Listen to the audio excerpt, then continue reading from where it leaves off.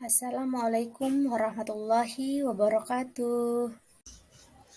Perkenalkan, nama saya Hairunisa, NIM 1054011050420, kelas PGSD 4B.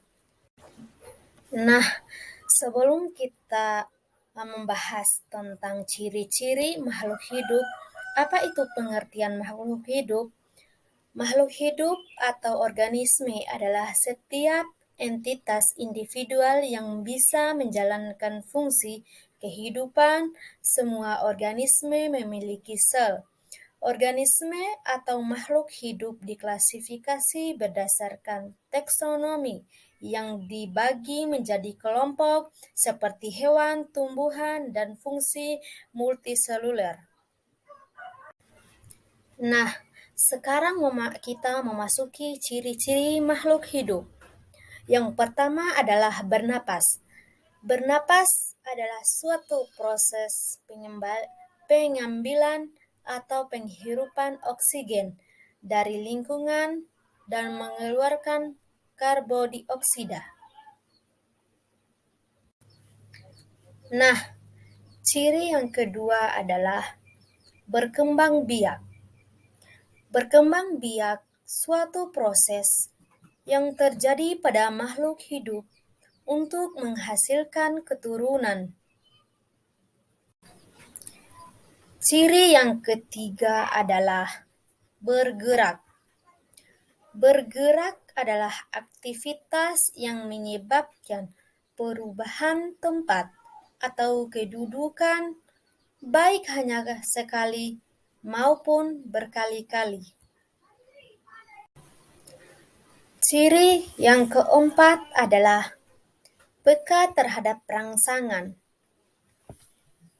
Peka terhadap rangsangan atau iritabilitas adalah kemampuan makhluk hidup untuk menanggapi atau merespons rangsangan baik berupa sentuhan, cahaya matahari, air, zat kimia, suhu, dan gravitasi bumi.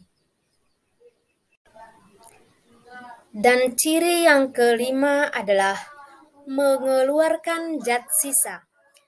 Zat sisa adalah senyawa yang dihasilkan dari proses metabolisme yang tidak bisa digunakan kembali oleh organisme yang dikeluarkan melalui proses sekresi.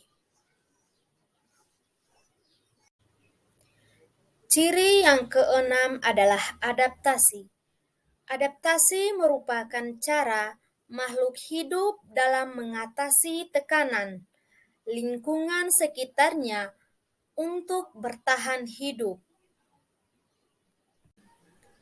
Dan ciri yang ketujuh adalah tumbuhan adalah perubahan fisik yang bisa diukur. Klasifikasi makhluk hidup. Klasifikasi adalah penyusunan bersistem dalam kelompok atau golongan berdasarkan kaidah yang ditetapkan.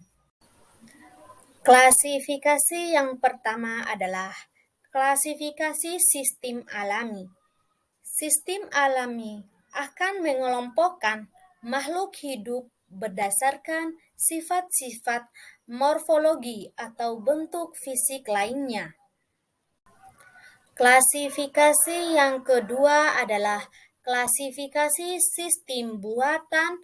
Sistem buatan adalah meneliti makhluk hidup mulai dari persamaan ciri struktur tumbuh, luar maupun dalam dari berbagai jenis makhluk hidup. Nah, sekarang kita memasuki tujuan klasifikasi makhluk hidup. Tujuan yang pertama, mempermudah proses mempelajari makhluk hidup.